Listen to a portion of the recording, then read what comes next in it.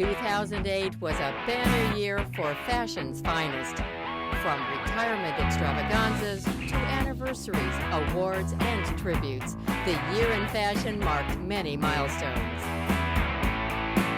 For spring, our video fashion crew made a special trip to the City of Light for the exclusive Haute Couture shows. We visited the atelier of Christian Lacroix. One piece for one girl for just one moment, one of a kind, handmade. These words are a resume of couture. We then bid adieu to Valentino the night before his final show. I miss all of you. I miss the interview that I have every time after the shows. I miss your smile. I miss an atmosphere that is very difficult to repeat. In honor of great American designer Ralph Lauren's 40th anniversary, we take a look back at his remarkable career and at his latest tour de force collection. He is the American dream. He started making ties and ends up with an empire. John Galliano delights the fashionistas with the best spring collection of the year.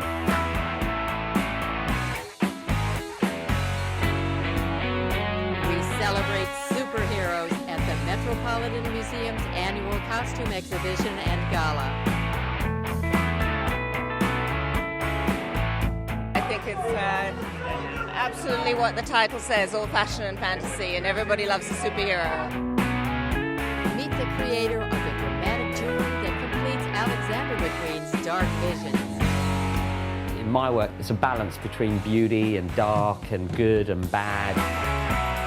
Plus, we have a wrap-up from the International Fashion Cities. Heidi Klum has had a rich career. Meet up with her at her newest endeavor, designing for Jordache. I got to do what I wanted to do. And sadly, we say goodbye to one of fashion's brightest lights, Grand Couturier Yves Saint Laurent. He really was the king of fashion, and he defined very much the aesthetic of that period. And more from the Year in Fashion 2008.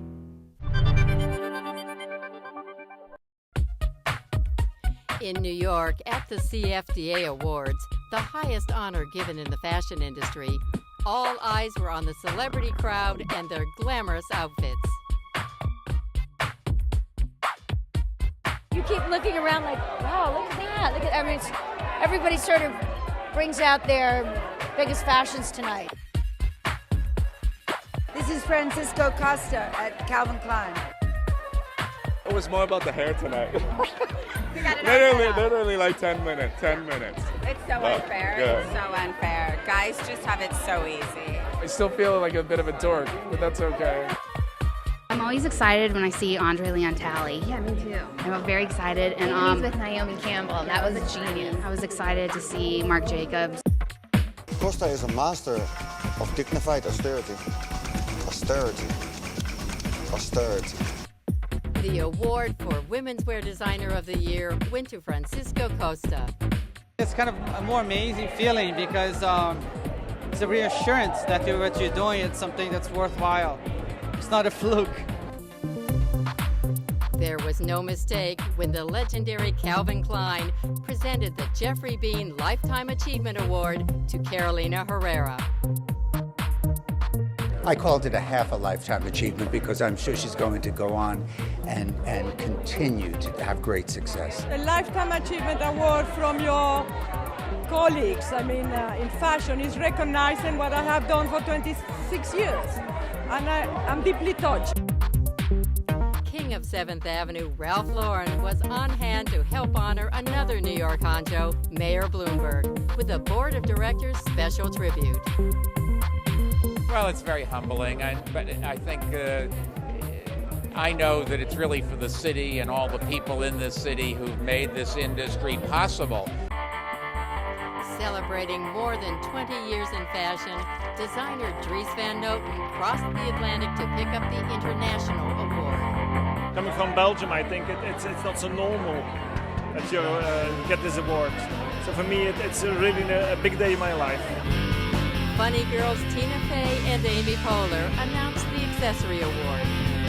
And And the accessory designer of the year is Tory Burch. In the Emerging Designer category, the Swarovski Award for Menswear was picked up by Scott Sternberg for Band of Outsiders. The nod for accessories went to Philip Frangi. And the statuette for women's wear was shared by the Milady sisters for Rodarte. Style.com's effervescent Candy Pratt's Prize was the recipient of the Eugenia Shepherd Award.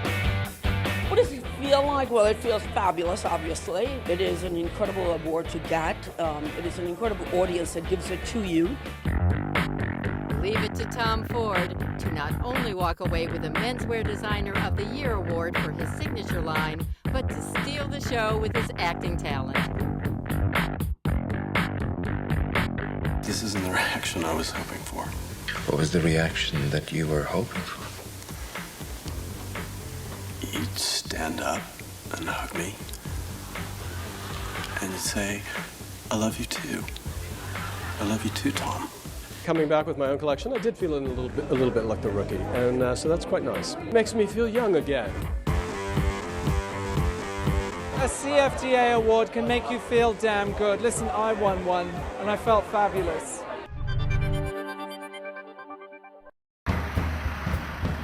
Above the famous Place Vendôme, on the eve of his final show, Valentino Garavani put finishing touches on his haute couture collection. At his show the following night, former models reminisced about their own fittings with him. You know, whenever you came to his office for the fittings, and you had to go through the hair first, then through the makeup, then there was a certain way of getting dressed, and you were waiting behind the wall before you went to present it. So it's there was a whole procedure that was nowhere else in any other fashion house, especially for the haute couture, you know, and he would really pin you, you know, on the fittings, and it was always very, he was very into details and perfection.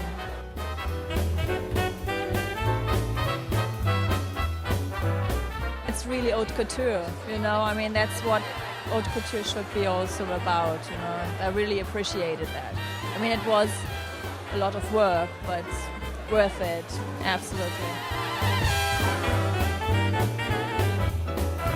You know, we're all the poorer for people like Valentino disappearing from the scene because they really do uphold values in terms of workmanship.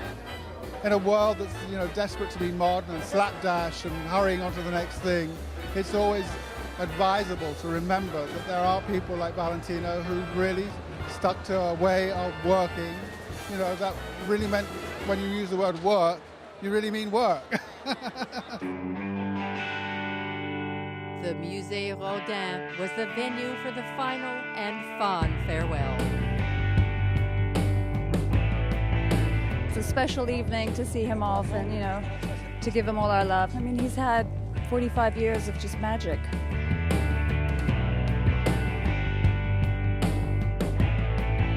His colleagues were also there to support him. It's a really part of history, the fact that he's leaving us.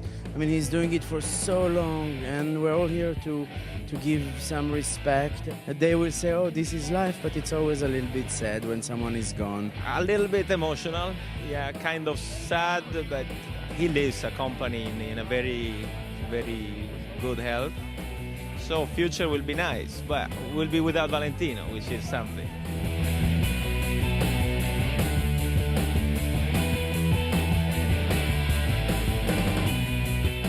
Well, he's just an incredibly talented man, and every season his clothes are beautiful and feminine, and you know, you put on one of his dresses and you just feel gorgeous.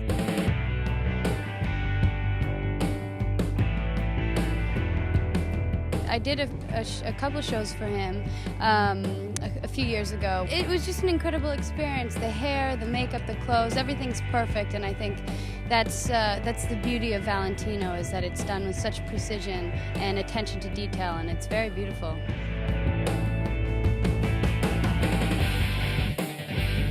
He's always been true to himself. He's never followed any trends. He's always been very classic and elegant and beautiful. and just his dresses are all dreams of a dream that every woman would want. What I miss all of you. I miss the interview that I have every time after the shows. I miss your smile. I miss an atmosphere that is very difficult to repeat. But I'm going because I have a fantastic souvenir of everything.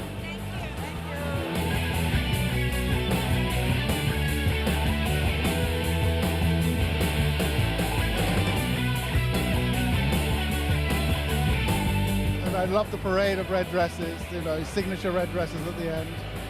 It was very touching as well. I found that very moving, that moment, yes. I thought it was great. It's been a year of goodbyes, and it's sad that it's the final goodbye, but what a great way to say goodbye, The following day, his friends, fans, and colleagues were still with him when Valentino was honored by the city of Paris. New York in June. What about you? Je t'embrasse en douce. I love. Ciao, ciao. Ciao. Comment vas-tu?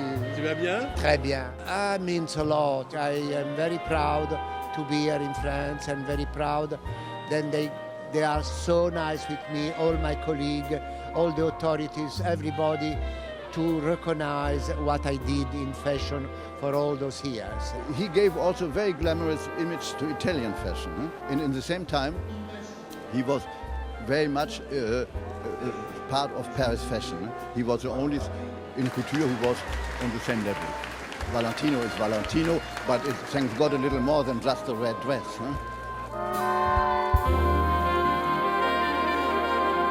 I am really extremely touched and happy.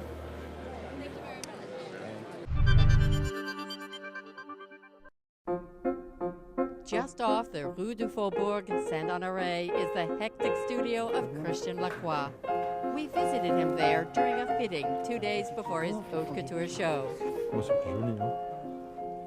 These fitting days are always the most awful days, because it's the point when the clothes and my mind and the sketches have to meet with reality. And if everything is as I wanted it to be, or even more, why not? Sometimes it's even more beautiful, or beautiful surprise. And sometimes it's the wrong model in the wrong outfit, or sometimes we're a little bit disappointed about the making or an embroideries.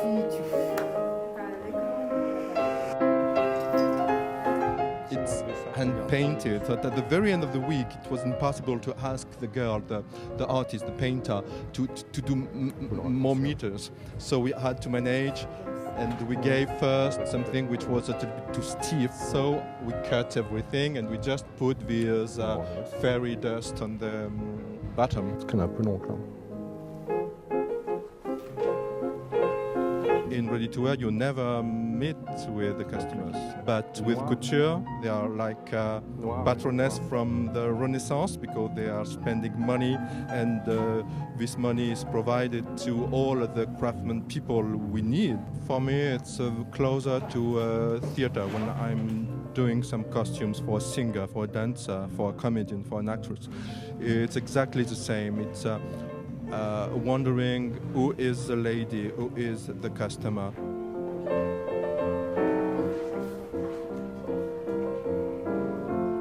When the master is satisfied, the look is camera ready. Photo.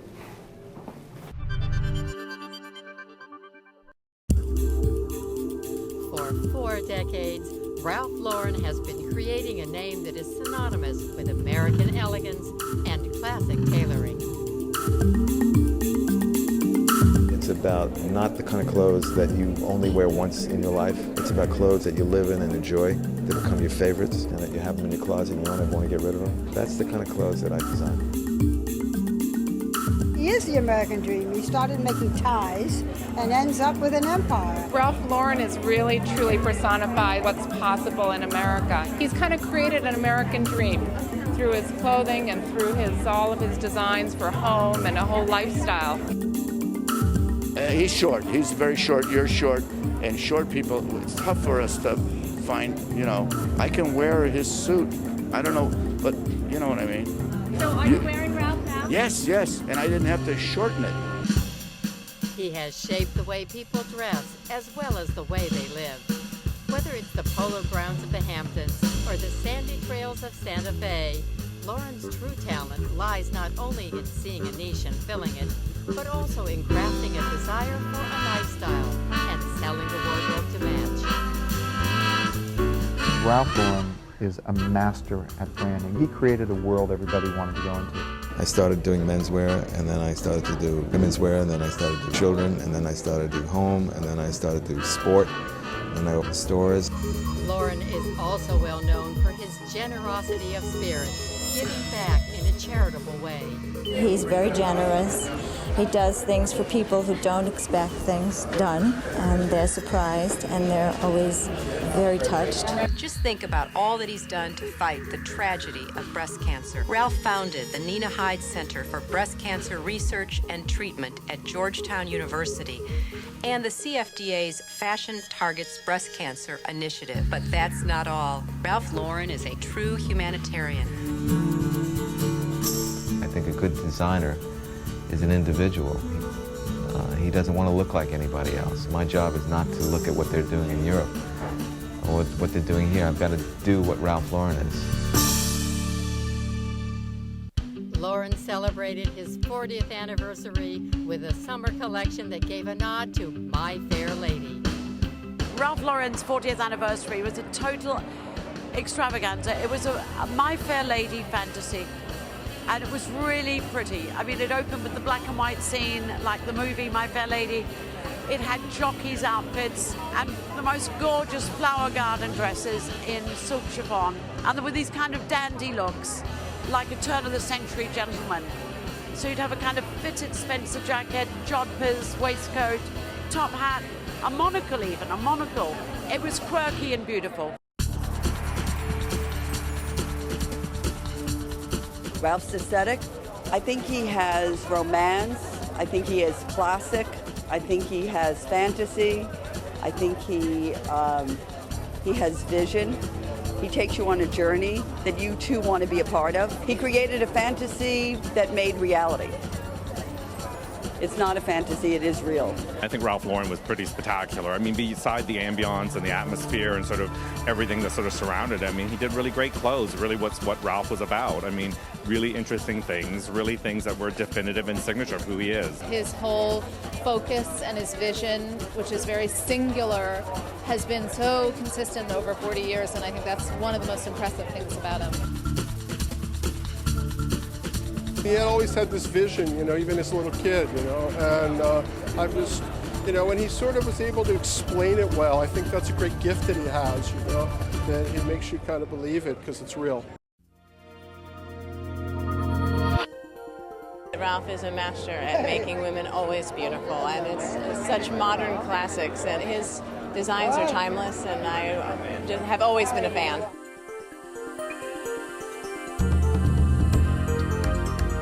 If you go anywhere else in the world, you say Ralph Lauren, it's the epitome of American fashion. I mean, it's really hard now to imagine American fashion without Ralph Lauren, and that's a sign that the impact's been big. We're very proud. It's really an amazing accomplishment, especially in an industry where you're over in 2 months. He's been around for 40 years. It's quite amazing.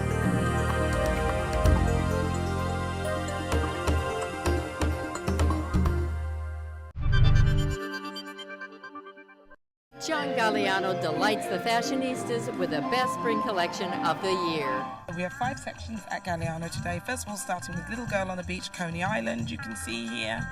We have Little Edie, here you have from Grey Gardens, 2 characters from Grey Gardens. We have Big Edie in A Dream, thinking that she's very young. And then we go into 40s Rosita Palmer, as you can see here. And then we go into Spanish, using lots of fiery flame-like colours. So very beautiful, very, you know, completely out there. Lots of excitement and use of imagination, and it's a lot of fun.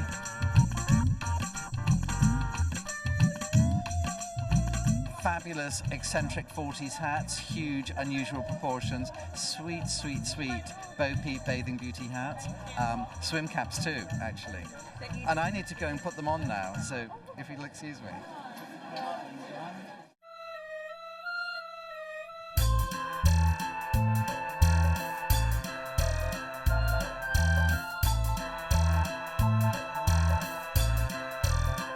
They all appreciate, I think, to do Galiana's show, because there's a nice mood all the time. It's difficult because sometimes it doesn't work when they ask them to sort of ham it up, but it really works when all the clothes and the hair and the makeup is also right on like that.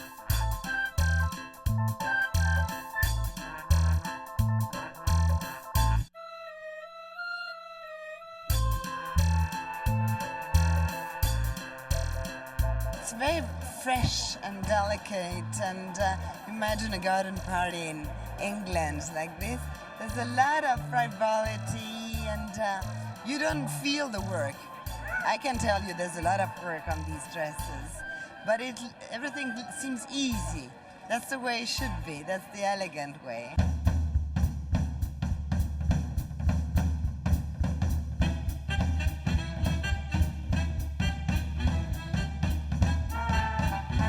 I think the last couple of seasons I've noticed is that, especially last season and again this season, the quality of everything just gets better and better. The quality of the design, with the construction of the clothes, the fabric.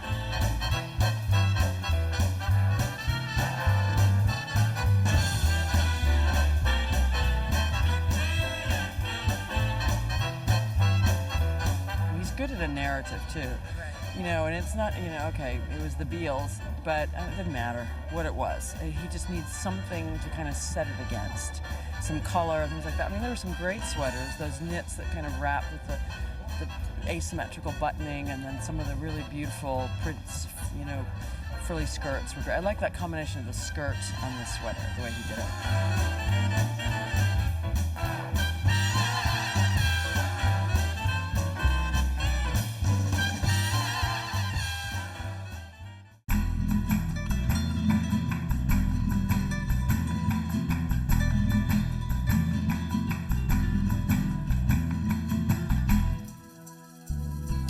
I think it was amazing, like always with him. It's a big surprise, and it's an ambient, and you go inside and you forget everything. It's 25 minutes or 30, I don't know how much, but it's like a little dream. And we need all this to forget all the troubles in life, and I think this eccentric, but with the sadness inside, and I like it very much.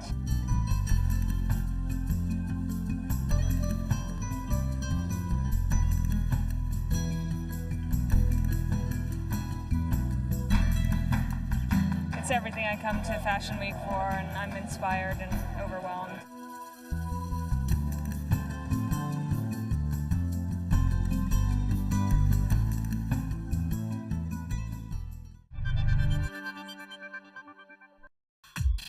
In New York, parties, presentations, and runway shows crammed the fashion calendar.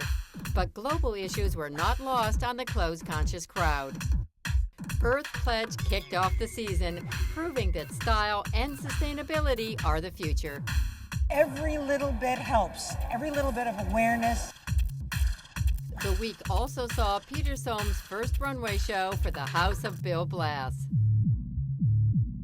The iconic house of Calvin Klein celebrates its 40th anniversary. Betsy Johnson cartwheels into her 30th year, while the new kid on the fashion block, Sean Diddy Combs, marked a decade. This is a dream that I had, and the dream is coming true. And every day I come to work, it comes true. The celebrity-filled audience at Marc Jacobs felt like they were dreaming when his show started on time, wiping out memories of last season's 2-hour delay. The important thing was really to create a beautiful collection that was calm and shown on time. The time was also right to relaunch the legendary House of Halston, adding sophistication to a dynamic week. In London, fashion insiders and it girls flocked to Vivienne Westwood's first home turf show in almost a decade. This is where the Vivienne Westwood myth was born. we're all delighted to have her back, because really all of London started with her. While the queen of punk still reigns, the swinging London style of Biba proved less enduring. This would be the final show for the shortly revived house. Meanwhile, a promising vanguard of young designers are picking up the torch of daring British fashion. There are so many new designers coming through who are just putting so much passion into their work. I mean, people like Gareth Pugh, Christopher Kane, House of Holland, Giles Deacon, Marius Schwab. And the thing is that these people, they're brave and they take risks. And that is what makes London Fashion Week so special. Once in Milan, the fashion flock were kept just as busy off the runway as they were in their front row seats. One must-see was a touring retrospective of Richard Avedon's work. He's one of the handful of monumental photographers of the century. Giorgio Armani announced his sponsorship of the upcoming Superheroes exhibition in New York City. Infamous Playboy Lapo Elkin launched his eyewear line. And front row at Versace was newly announced campaign model Patrick Dempsey. I've had a great time. It's a lot of fun, and I just have to continue having fun with it. Polini bid arrivederci to Rifat Ozbek, while Salvatore Ferragamo said benvenuti to Cristina Ortiz. But the biggest story was the sudden ousting of Lars Nielsen just days before what would have been his premiere for Gianfranco Ferré. I think it was an extremely difficult show to go to because they fired the designer before he could show. In Paris, the biggest news took place on the runway. The brilliant talents that show in the City of Light were at full throttle for the fall season. However, talk in the front rows focused on designer premieres. One notable new entry was Esteban Cortázar and Emmanuel Ugaro. When he walked out and he sort of swiped his brow, I think everybody really felt like he's somebody who you can really root for. Most anticipated debut was Alessandra Faccinetti's at Valentino. I'm happy, I'm super happy because, I was so nervous and finally here we are. Also pretty happy with herself was fashion writer Susie Menkes, who did some backstage shopping at Christian Dior. She loves headbands, and there hasn't been a headband going down the runway for like 20 years. And it went really, really well with her hairdo.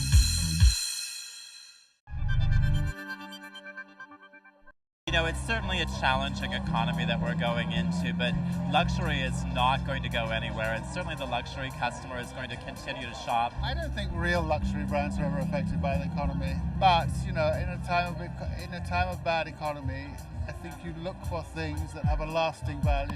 Some people think that you can still fool women into thinking that something is quality when it isn't. I think today's woman is very knowledgeable. She knows what is quality versus what is not. There's a lot of discussion, will she shop less or will she trade down? We never see the luxury customer trading down. A customer has brand loyalty, and once you get addicted to a Chanel handbag, for example, so you may not buy two, you'll buy one. It's obvious, in fact, we're facing a financial crisis in the US. The rest of the world is doing extremely well, so we see Russians, we see people from Middle East, we see Chinese. I think the luxury market is going to do just fine. I think where we might see the markets being a little bit more challenging is the middle area. It is important, I think, as we go into these challenging times in fashion, and certainly designers think about the decisions a customer is going to make in the store. It needs to be compelling, it needs to be emotional. She has to absolutely desire it. It has to be so hyper special. The desire for something very, very special never goes out of fashion. Economy be damned, really. I mean, it doesn't really matter.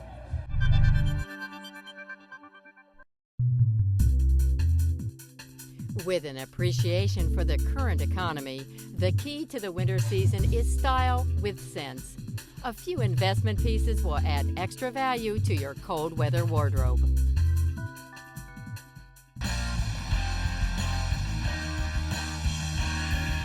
Lace is long known for its elegance, But this winter, the demure fabric takes a racy turn. More naughty than nice, lace sheds its prim image with provocative hints of skin, bringing heat to the cold months ahead.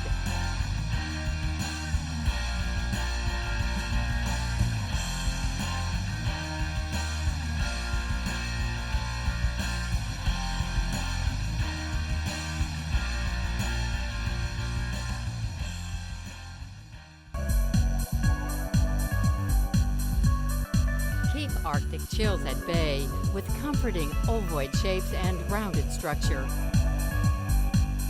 Enveloping volumes, soft construction, and round accentuated shoulders and hips offer elegant protection from winter winds.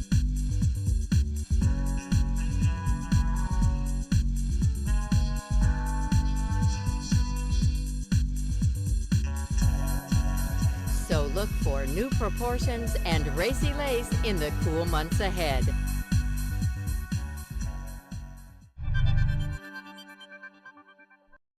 Everybody's got a little bit of a 7.5-year-old in them, and I think it's nice that, you know, we all can be kids for the evening a little bit. Yeah, the gowns are gorgeous and the men look handsome, but it's kind of nice to be 7 3/4 again sometimes.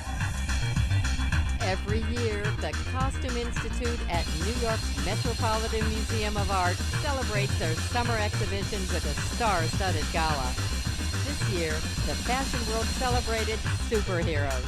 Giorgio Armani sponsored the event.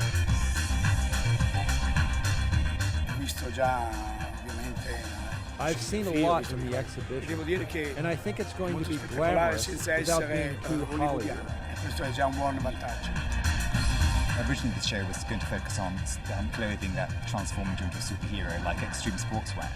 And then the more I began reading about superheroes and getting involved with comic books, I was so fascinated by the connection, the metaphorical connection between superheroes and fashion. And I felt that at the core of superheroes are issues about the body, identity and transformation, which are also critical to fashion. So I felt that superheroes, in a way, were this overarching metaphor for fashion itself. And then again, the more I explored the idea, the more metaphors I saw between the two of them. And I think that one of the powers of fashion is this idea of metaphor and symbolism, which I think also superheroes share. So that was really sort of the angle I began to take, was really these sort of metaphorical connections between the two phenomena. We focused really on the more iconic ones, like Superman, Spider-Man, Batman, Iron Man, Wonder Woman, Catwoman, Mystique. So superheroes that are very much well known to the general audience. There were more obscure ones, which sometimes work better for the metaphors we were choosing, but we wanted to focus on superheroes that really people knew about in popular culture. Each theme has a particular superhero that we use as a catalyst to talk about particular issues, one of which is Wonder Woman, and she's actually a metaphor for patriotism. Her costume is actually a composite of the American flag, Stars and Stripes, and in that particular section we have garments that are inspired by the American flag, sometimes as an embrace of patriotism, but also as a critique of patriotism too. So that's one particular metaphor we focused on. I'm a lifelong comics lover, and to see comic books celebrated in this building, at this institution, you know, the Metropolitan Museum, to have comic book covers hanging on the wall, you know, alongside the great works of world art is it's a thrill. It's kind of cool to see the Iron Man suit, I have to say, having just seen the new film and liked it a lot, and just to see that. In many ways, it's the most persuasive superhero costume that's ever been translated into film, I think. It looks just like you would think it would look, and that's pretty neat. Hollywood set designer Nathan Crowley created the space for the exhibition and instituted a clever old trick for museum goers to be able to witness Clark Kent's transformation into Superman. It's a sideshow, very old Victorian sideshow. You now do that digitally. But I mean, the Victorians were, you. It's magic. We were fortunate enough to have our comic books on display here in the exhibit, which I think is just a tremendous step forward for comic books as an art form, and for everybody who's a quote-unquote fanboy or geek, comic geek, that to have their comic books, their art form, one of the only true American art forms, on display in the greatest museum in the United States. Seeing somebody as iconic as Giorgio Armani to sponsor this exhibit was just pretty cool, and I loved seeing how they showed the similarities between, let's say, Spider-Man costume in some of the fashions, or the Hulk in some of the fashions. We wanted the garments as well as the exhibition to be transporting, for people to come to the exhibition and look at fashion as a way of transforming themselves into anybody or anything, because it's just endless in terms of how and who we can be through fashion, as it is for the superhero.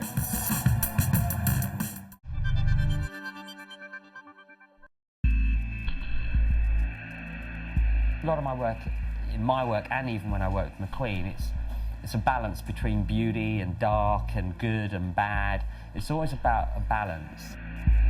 Jeweler Sean Lean is responsible for creating the dramatic showpieces that usually punctuate Alexander McQueen's chillingly beautiful presentations. Like McQueen, Lean's work is steeped in tradition and craft. I was really lucky. I was in between two great masters, and they taught me everything one could want to know about goldsmithing. And I worked with them for 13 years, and I kind of begun to really feel a hunger for myself to design some of my own pieces. So luckily then I met Alexander McQueen. He respected where I came from, because I was brought up traditionally in the traditional side of the industry, like he was in Savile Row. And then he asked me to start producing jewellery for his catwalk shows. The biggest piece of jewellery I'd ever made was a tiara. So he wanted me to make bigger pieces than that. So it was quite scary and daunting for me at the time, but very intriguing. And he came and said, "You know the necklace you made for Bjork?" I said, "Yeah." He said, "I want a full body one." Now, I was a goldsmith, so I had to self-teach myself silversmithing to meet the demands of big courses. So it's quite exciting. I had to work with different materials, find out different ways of working with it, soldering it, joining it. Lean and his small team handcraft everything in their studio, from the darkly elegant work for his own collections to the many bespoke pieces he has made for McQueen over nearly 15 years of collaboration. We created these pieces, and the brief that I got for these was pagan, the feeling of paganism. So I took what they worship, the moon, the stars, the sun, and created the moon and the star. And then we set it with blue topaz, and it's all been set in a real traditional way. It's all pavé set, claw set, all done by hand. So it's like a small fine piece of jewellery, but I've taken it up a different level in size. And then the moon, yeah, that's just stunning. So this is worn, so the girl's head, it frames her face. It's really quite beautiful. It pierces the neck, goes through the neck, but it was about framing her face within the moon, but it still's quite strong as well. You've got that twist. These two pieces that I did for the show it's about the Highlands, it's about birds, it's about life, and it's about death. So basically, I came up with doing the eagle's skull, and we have these beautiful black feathers, and we set the stones. So it's really macabre, and it's quite dark. And then on the other side, then we created this piece, which was used at the beginning of the show. So this was used at the beginning of the show, and this was used at the end. Life and death. We work really well together. He likes to push the boundaries in fashion, and I like to push the boundaries in jewellery. I like to create jewellery that provokes people's minds about what jewellery says and where it should be worn and how it should be worn. And so we're quite a team to be reckoned with, I would have thought.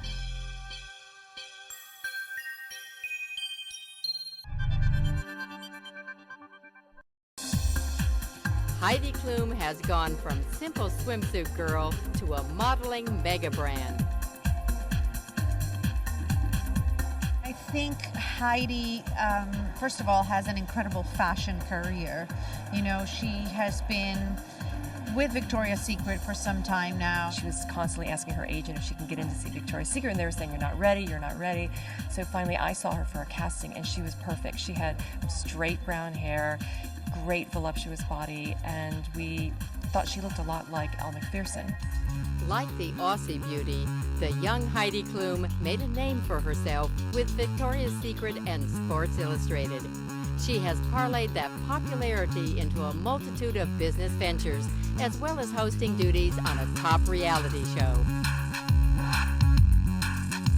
She's had the perspective of the fashion industry. She has an understanding of what it's like to be in this industry. And I think that's part of the strength that she has in being the host for Project Runway. Yes, she has seen it through the eyes of a model, even in her own business as a jewelry designer. She's had that experience that is very important to understand what it takes to really make it in the business. She's grown into not only a great model, but a spokesperson and a television personality, and she really took her talents and expanded them. She's always up for anything. You know, she wants to be one of the angel flyers, she wants to wear the biggest wings, she's come up with a cosmetic line for us. She started her jewelry company because she met the guy that did her $1 Million bra, so she just knows how to network and, you know, work with her assets. Heidi is incredibly likable. In a way, she's very German because she's very direct. You know, Heidi's always happy. Heidi is always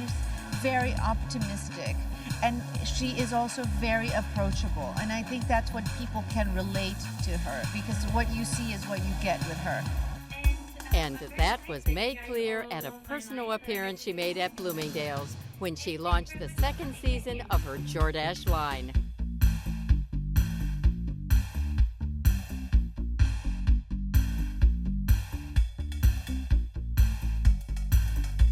With Jordache, you know, I was their model. They asked me to do one of their campaigns. I know the pants and I really liked them. I thought that they were always very, very cool, and, you know, people remember Jordache for so many years, like a big powerhouse. And then, you know, we kind of got talking, and they're like, maybe you should do your own Heidi jeans then, you know? And I'm like, yeah, maybe I should. I got to do what I wanted to do, so I could pick the washes and the design for the pockets. Want to see my pockets on my butt? I know, I've been doing that all day. I wouldn't say that my things are like, you know, high fashion runway pieces. I think that they're very wearable pieces. Those are pieces that I wear when I run around, but I still want to look cute and I still want to look stylish. You know, when you're just a consumer and you buy things, you have no idea what goes into the denim. I mean, denim is a huge thing. All the washes and things that they put on them. It's very interesting, and I love all that process. I do definitely see, you know, the fashion industry from all the sides. And when I think about when I started, I used to be always the fit model for a lot of the designers. I would literally be in a room from morning to night, and I could never say anything. And they would put me in all these outfits, and, you know, they were like, always, oh, this has to be tighter and shorter and different color. And now I can, you know, choose those things, or it's just fun that I can really see everything. But that time was fun too. So I like that I really got to, you know, climb from the very bottom. It's been a fun journey.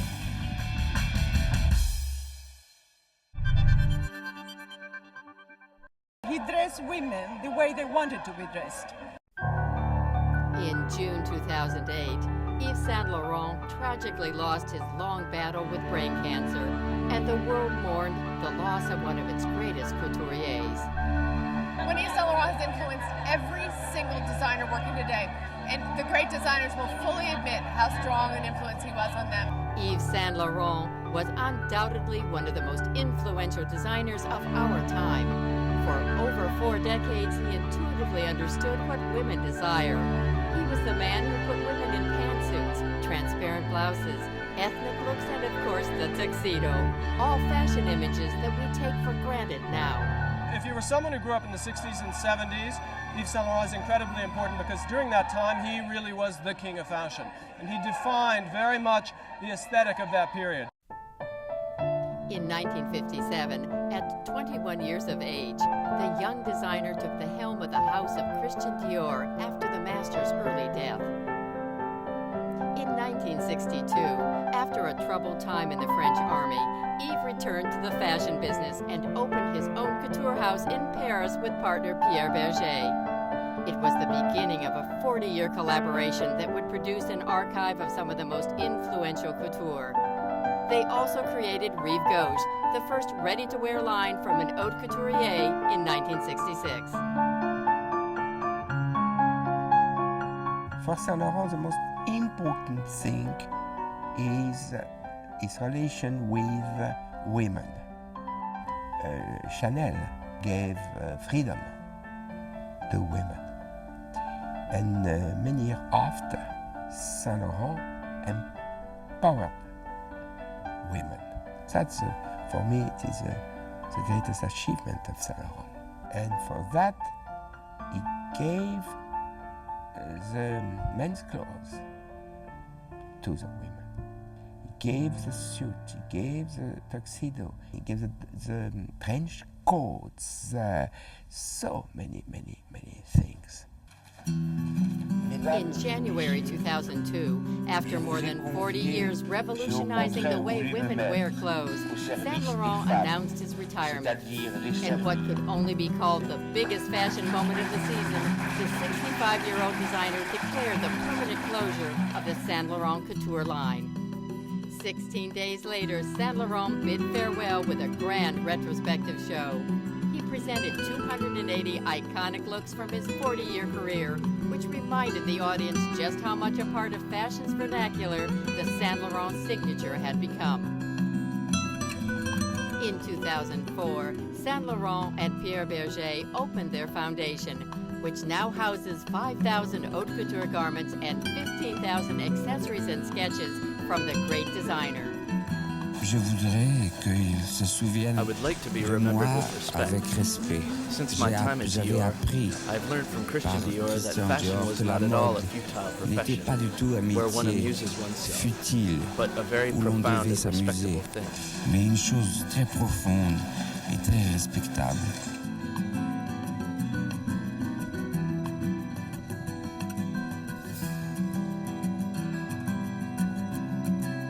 It's a really touching moment, but what an astonishing accomplishment that he had, and also contribution to fashion and the way women feel and look about themselves. That creativity is astonishing.